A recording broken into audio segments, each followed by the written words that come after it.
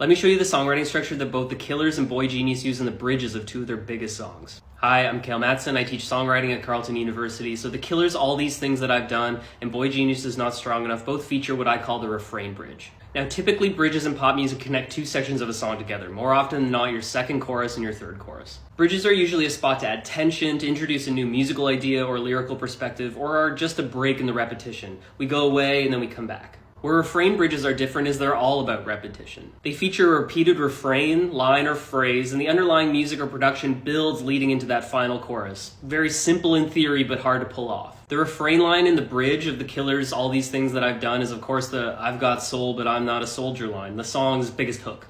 It's in F sharp major, and the main melody is around F sharp major pentatonic.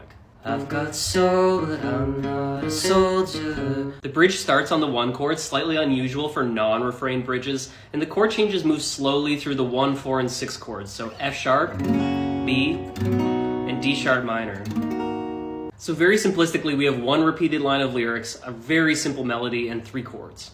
But what is happening underneath in this bridge is we have a huge buildup with the band coming in, a gospel choir, that refrain line becomes anthemic and a sing-along, and it's a huge moment in the live show that leads up to the release in the final chorus. Now, the bridge in Boy Genius Is Not Strong Enough, I think, was heavily influenced by The Killers. The song is in C sharp major, and the initial main melody of that always an angel, never a god refrain line is once again in the major pentatonic. Always an angel, never a god. Harmonically, the bridge is starting on the 1 chord again, slow chord changes between the 1 and the 4, and this time the minor 4 as well. So C sharp, F sharp, and F sharp minor.